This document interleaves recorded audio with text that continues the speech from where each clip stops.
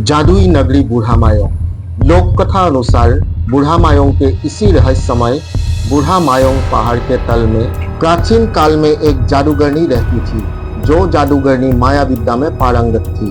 अपने तंत्र और मंत्र शक्ति से वो किसी भी असंभव काम पलक झपकते ही कर देती थी और इस जादूगरनी का नाम था गोनानी बाई बूढ़ी। जय मां कामाख्या, हर हर महादेव। तो शायद आप लोगों को पता ही होगा कि कामाख्या मंदिर के पिछले हिस्से में अवस्थित है जरासंध मंदिर। जरासंध मंदिर या फिर जरासंध मंदिर, जरासंध का नाम जादू नगरी मायोंग से भी जुड़ा हुआ है। तो कौन है ये जरासंध या फिर जरासंध? जरासंध या फिर जरासंध था कंस का ससुर और श्री कृष्ण जी का परम दुश्मन। और इसके साथ ही साथ जरासंध या फिर जरासंध का जो जन्म इतिहास है बहुत ही विचित्र तथा रहस्यमय है। तो जादुई नगरी मायोंग से जरासंध या फिर जरासंध का क्या संपर्क है, क्या संबंध है, इसको जानने से पहले चलिए जानते हैं पहले जरासंध का जन्म इतिहास।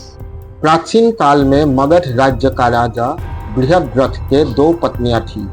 दोनों पत्नियों से कोई संतान ना होने के कारण एक दिन राजा ऋषि चंद कौशिक के आश्रम गए और उनसे संतान लाभ का उपाय मांगा। तब ऋषि चंद कौशिक ने उनको एक फल दिया और कहा कि यह फल अपनी पत्नी को खिला देने से संतान प्राप्ति होगी। राजा ने वो फल काटकर अपनी दोनों पत्नियों को खिला दिया।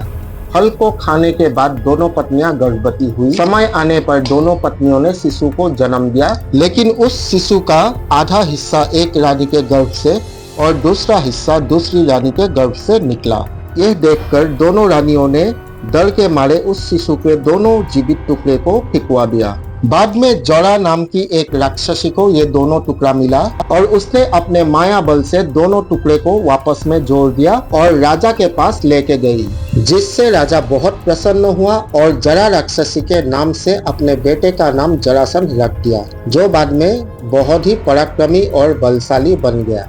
जरासंध कंस का ससुर था, इसलिए जब श्री कृष्ण जी ने कंस का वध किया तब जरासंध श्री कृष्ण जी का परम शत्रु बन गया। लेकिन बाद में श्री कृष्ण जी के मदद से पंचपांडव भीम ने जरासंध को चीर के वध किया था। तो चलिए अभी जानते हैं कि जरासंध नाम के साथ मायोंग का क्या रिश्ता है।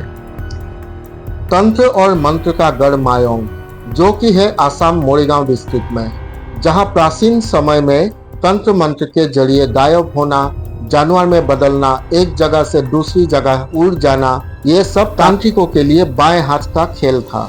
यही मायोंग 3 हिस्सों में बटा हुआ है, पश्चिम मायोंग, राजा मायोंग और बूढ़ा मायोंग। और इसी बूढ़ा मायोंग में अवस्थित है बूढ़ा मायोंग पहाड़, जिसके तल में जनविश्वास अनुसार प्राचीन काल में एक जादूगरनी रहती थी, जिसका नाम था गोनानी बाई बूढ़ी, जो तंत्र और मंत्र विद्या में माहिर थी। लोक विश्वास अनुसार गोनानी बाई बूढ़ी को बहुत सारी तंत्र और मंत्र विद्या का ज्ञान था, जिसमें से था लुकी मंत्र, उड़न मंत्र और जरासंध मंत्र।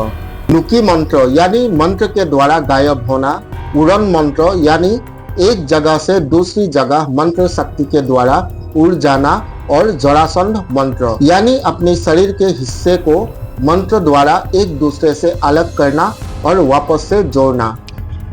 कहा जाता है कि गोनानी बाई बूढ़ी जरासंध मंत्र से अपने सिर को धड़ से आसानी से अलग करती थी, हाथ पैर को भी अपने शरीर से अलग करती थी और वापस जोड़ लेती थी।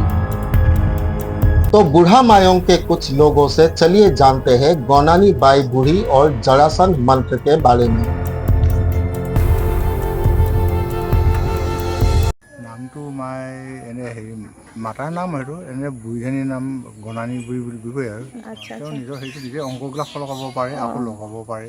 और ये की मंत्र आसिल? জৰাসন্ধ মন্ত্ৰ। जरासंध को लेके बहुत सारे जनविश्वास या जनश्रुति भी प्रचलित है, मान्यताएं भी प्रचलित है। कुछ लोगों के अनुसार जरासंध एक असुर था, लेकिन कुछ लोगों का ये मानना है जरासंध शिव जी का बहुत ही परम भक्त था, जो अपना ज्यादातर समय तंत्र मंत्र तथा शिव जी के आराधना में ही बिताता था। कामरूप कामाख्या शक्तिपीठ में एक जरासंध का मंदिर देखने को मिलता है, जहां कुछ प्राचीन मूर्तियां देखने को मिलता है।